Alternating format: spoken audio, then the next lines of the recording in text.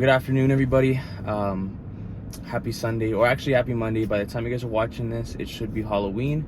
So I hope you guys have a wonderful Halloween. I'm sure you guys did all your partying this past weekend, and that's good as long as you guys were safe. It's cool to let loose once in a while. I recently posted a Q&A post to my Instagram. For those of you guys that aren't following me there, I'm going to leave a link to that in the description. And I posted a Q&A, and I asked for your common fitness questions. And within those questions, I ranked the top 5, and I'm going to be answering them for you guys here today. Keep in mind, this is all general fitness advice. Before you guys take my advice, participate in any type of exercise, make sure you guys consult with your doctor to see what's right for you, to see if you're prepared for exercise. With that in mind, I am going to be trying to, rate these questions from most simple to most complex. I picked five pretty good ones that I think a lot of people have questions on, and in my opinion, the most important questions, right?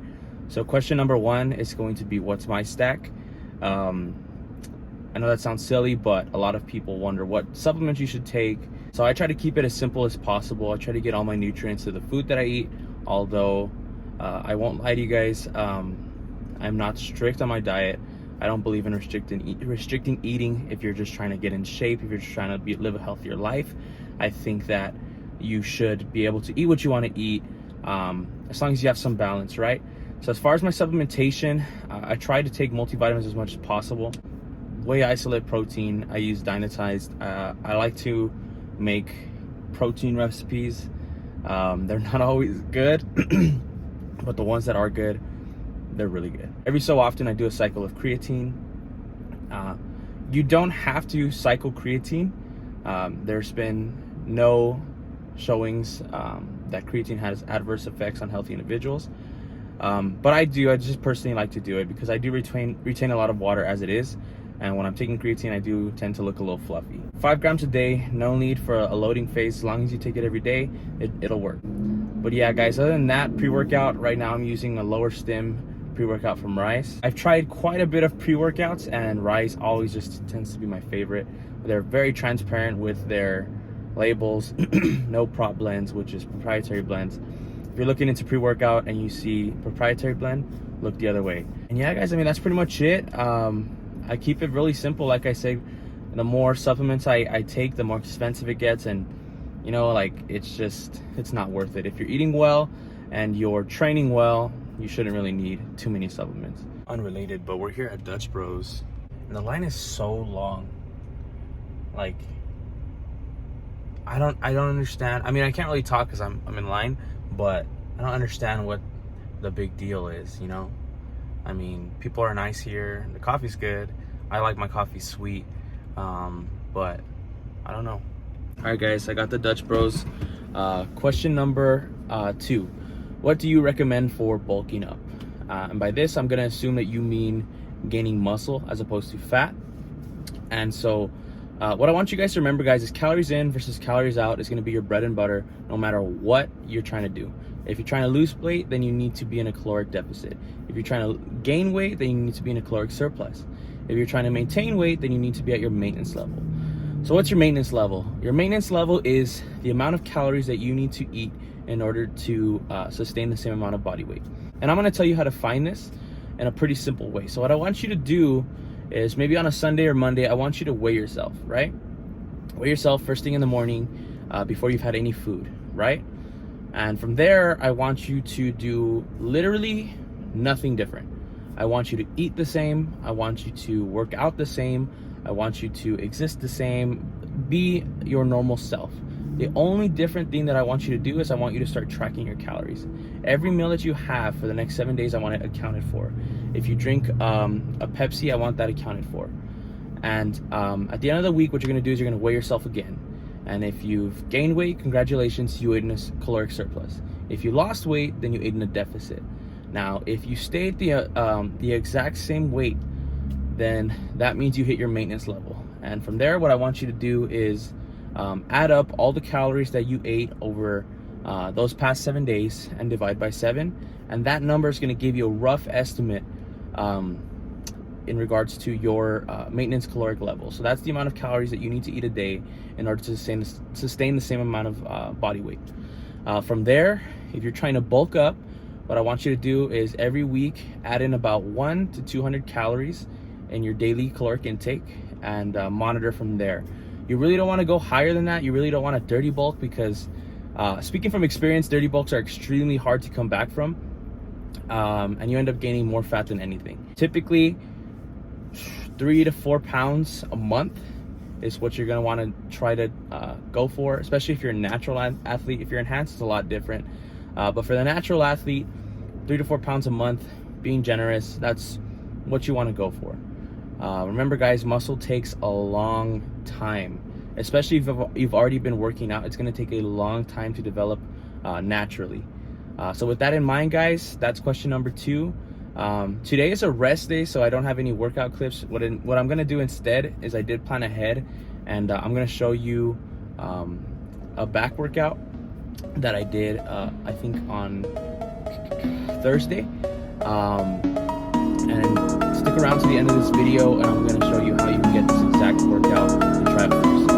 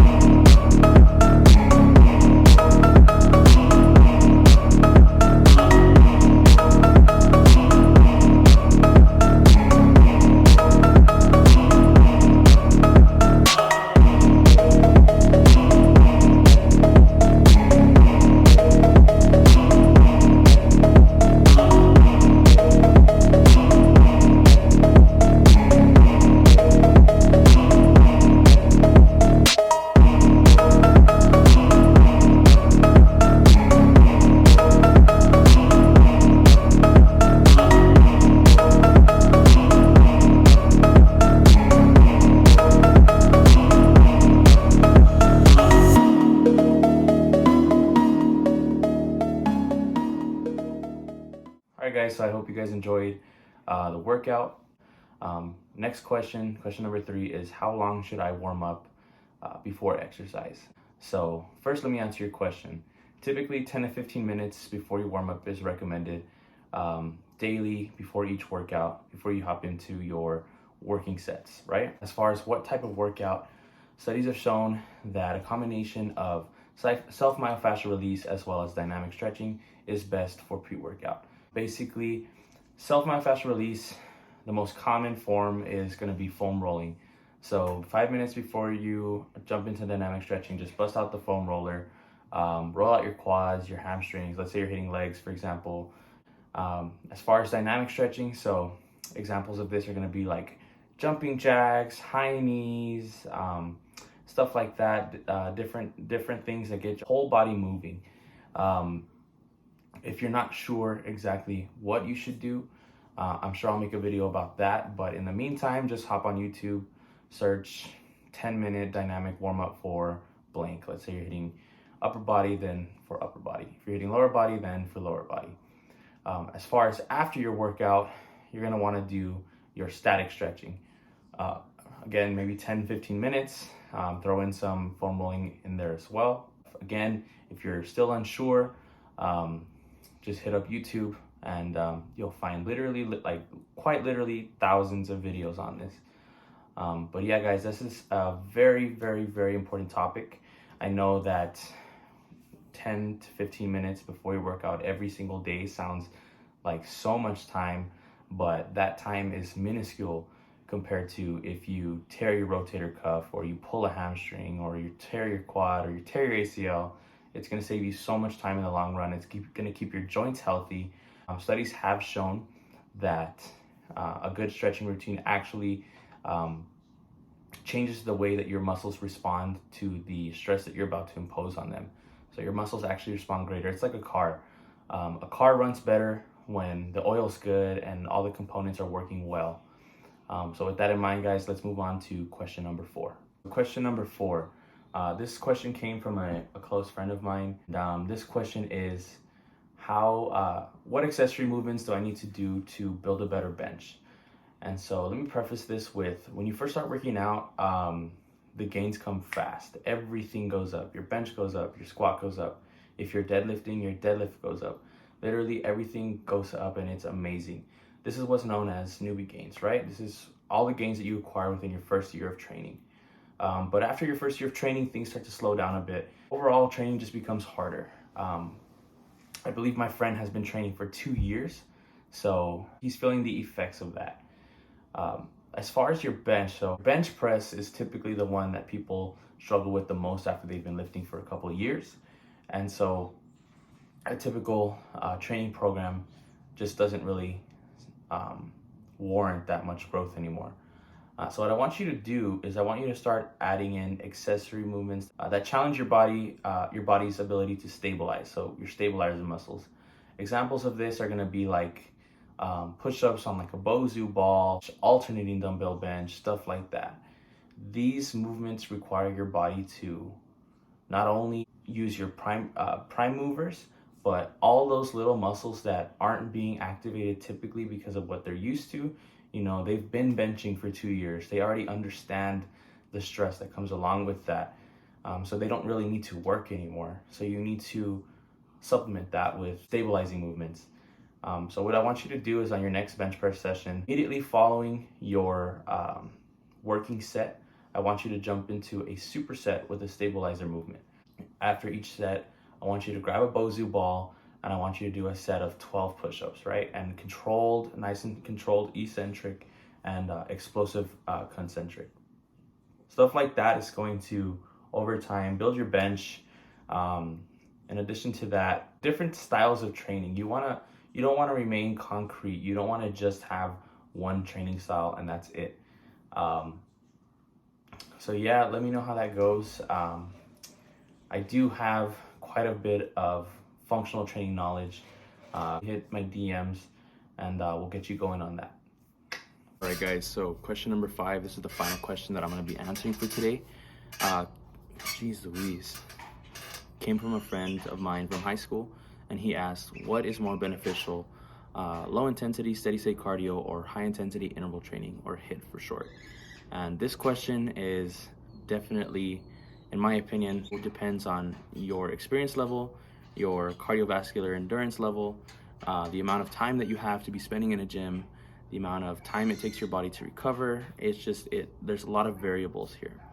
But let's take a look at the facts. So I'm also going to be elaborating on moderate to intense steady state cardio here in a bit, but let's start off with low intensity cardio. This takes form as like somebody walking on the treadmill for 5 minutes before the workout, maybe at a slight incline, or just barely warming up, just getting the body moving, stuff like that. And in all honesty, guys, this type of cardio has the lowest utility.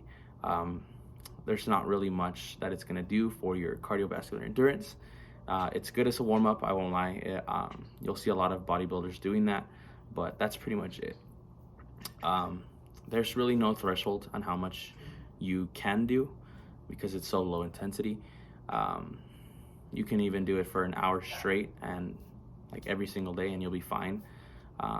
This is pretty good for people who are just trying to up their daily activity levels. So people who live a relatively sedentary lifestyle, you'll see people going on walks with their dog, just stuff like that. But that's pretty much it. So let's move on to moderate to intense steady state cardio. So this, in my opinion, is going to be the best option for most individuals. This option is good for people who are already active and just trying to boost up their cardiovascular health, to lose body fat, to burn calories, stuff like that. And the reason I say this one has the most utility is because there's so many types of machines that you can use. Most gyms have like ellipticals, Stairmasters, stationary bikes, air assault bikes, like the Concept 2 rower, just stuff like that. So you won't get as bored as fast. As far as what the science says, it's typically recommended for an individual to perform 120 to 150 minutes of moderate to intense steady state cardio per week. And I know that sounds like a lot, but let's say you work out 6 days a week and you're trying to hit 120. That's literally only 20 minutes a day. So it's pretty doable for most people. When you're performing moderate to intense steady state cardio, you're going to be in what's called VT1, which is when your body's using the same amount of carbohydrates and fats for energy. And the way you can tell if you're in VT1 is talking becomes challenging. So try to say a sentence. You should be still able to talk, but it becomes very challenging, right? This is basically going to be most people's favorite type of cardio to do. It's sustainable, it's efficient, it's not going to impede on your lifting, which for my bodybuilders is probably going to be your number one priority. And yeah, this is going to be what I recommend for most people. Now let's talk about high intensity interval training. So high intensity interval training is, to say the least, it's tough. It's one, tough to figure out what to do. Two, tough to figure out if you're doing it hard enough. And three, tough to maintain. Not to say that it doesn't have a place, but those are just the facts. I would typically recommend high intensity interval training for people who are training for a purpose, but for most people, no need, right? If you enjoy HIIT, however, you do need to know the limits, right? So it's recommended for anything above VT1. So like we mentioned before, you want to do 75 minutes of cardio a week. So like I said, with HIIT, you can't really do it as much. At least, I mean, you can. Once you do more than 75 minutes per day, it's kind of diminishing returns, right?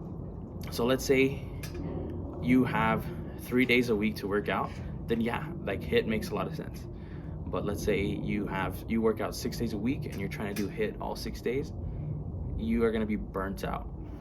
So where does that leave us, right? I'm not trying to bash on HIIT right now, but where does that leave us? You know, you can't do it as much. It takes longer for your body to recover from it, etc., etc. I typically find that incorporating all types of cardio is going to be sustainable for people who really do enjoy HIIT. So what does this manifest as? Let's take the example of a push-pull legs twice a week split. So Monday through Saturday, you're doing push-pull legs, push-pull legs. Monday, go ahead and do your low intensity cardio. So instead of doing like your Stairmaster or you're running on a treadmill, just walk on the treadmill for 20 minutes and call it a day. Tuesday, your pull day, that's when you're gonna wanna do your moderate to intense steady state cardio for 20 minutes after your workout. And then on Wednesday and Saturday, which would be your leg days, that's when you're gonna wanna do your HIIT. And I know that sounds crazy, but bear with me. So we already know that legs is the hardest muscle group to train for most people. So why would I ask you to program your HIIT days on leg day? And it's pretty simple. If you schedule your HIIT days on any other day, you are more likely going to skip it. And that's because, let's say you do it on your push day. You have a leg day on Wednesday. You wake up the next morning and your legs are shot. Your central nervous system is fried. You feel like you have been in a car crash.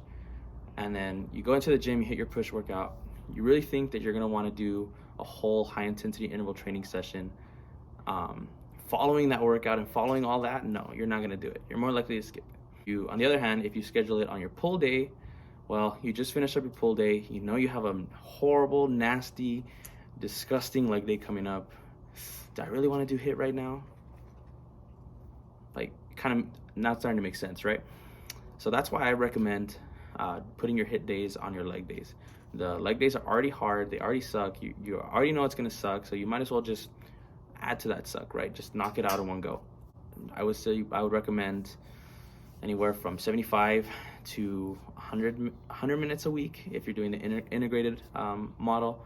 But other than that, guys, cardiovascular health has to be number one in your life. Your number one priority. I know everybody wants to get big. I know everybody wants to get strong, and I know everybody wants to have the six-pack abs, but all that doesn't matter if your heart health isn't good. Overall, low intensity cardio, just remember, just for warm-up. Moderate to intense, steady state cardio, 120 to 150 minutes a week. As far as your high intensity cardio, take a look at your goals, take a look at your body's ability to recover. If you really are dead set on doing it, then go ahead and do 75 minutes a week, or follow an integrated structure like the one I gave you an example of. And yeah, guys, hope you guys enjoyed this Q&A. Let's go ahead and get into how you guys can get the workout that I did for free. So I'm going to basically be giving you guys the sets and reps, the RPE of the workout if you guys are familiar. And all you have to do to get that is like, subscribe, and comment, and send proof to my Instagram. And like I said, it'll be completely free. Other than that, I really hope that you guys are enjoying the videos that I've posted so far. I'm trying to do at least one video a week on YouTube. Other than that, guys, I hope you guys have a wonderful week. If you guys have any suggestions, comments, let me know in the comments or hit up my DMs on Instagram. All right, well, I am gonna go have a movie night now, so I will see you guys in the next one. Peace.